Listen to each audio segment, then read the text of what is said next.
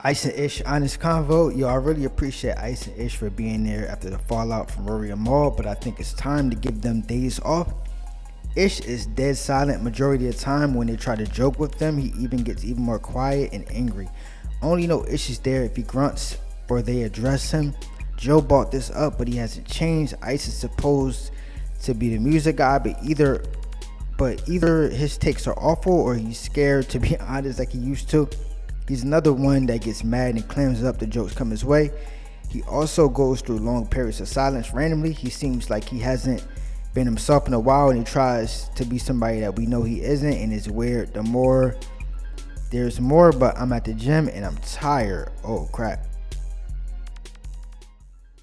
Calling for Ice and Ish to be, I guess, not fired, but like less days or whatever like that. And I'll say this though, I do kind of agree with this. I do kind of agree with the fact that they kind of slacking this podcast, and it kind of messes with the chemistry of the pod, bro. Damn, bro. And I really don't think it's their fault. I just think that I see this all the time with No Jumper and just different shows and just entertainment in general, bro. Everything at some point kind of becomes old. You get a new car, it becomes old. You get a new spot, it becomes old. You get a new female, it kind of becomes old. People kind of get stuck in their ways. I think as a podcaster, if you do want to continue to grow and things like that, you have to go out and experience things.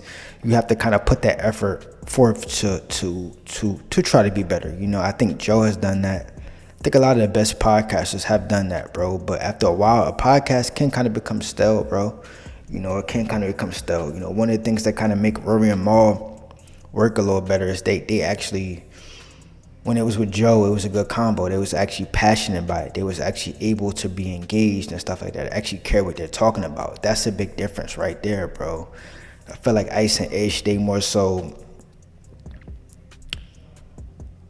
they just there for a bag for the most part. They fucks with Joe, but it's old now, which part of it is their fault a little bit, but another part of it is just they podcast so much, bro, and it's hard to keep that energy, bro. It's hard to, after a while you start going through the motions, bro.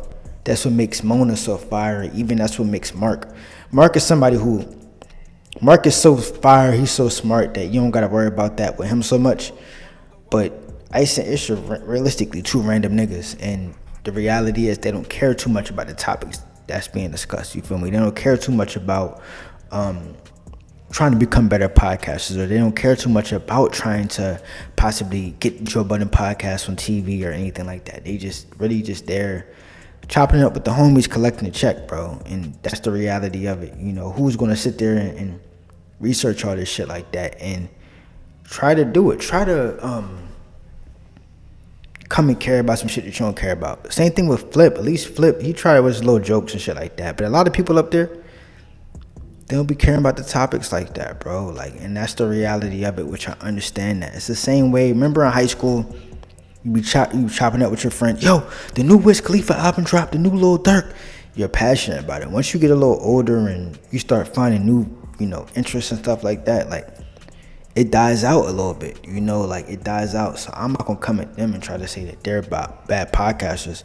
I do think that they could benefit in taking a little bit of time off or being on less podcasts and shit like that. And I think Joe should reward them a little bit with making sure they still get paid regardless, And I know Joe spoke to Ish about possibly doing a show and all this kind of shit like that. Ish and Ice don't seem engaged, bro, which is sad because, Amani came up there. Amani got his own Patreon. Amani start doing certain things. Even Mel, bro. Mel came up there and started her own podcast. Flip got back in motion with his thing. Ish, he doing his real estate thing. The most laziest nigga in the world to me seemed like Ice for some reason, bro. Seemed like the most laziest nigga in the world. I don't know what he doing day to day, so I don't want to say that, but it seemed like he just a lazy dude. He the only one outside the pod who just Digital Thugs him out. Comment, subscribe. Thank you for watching.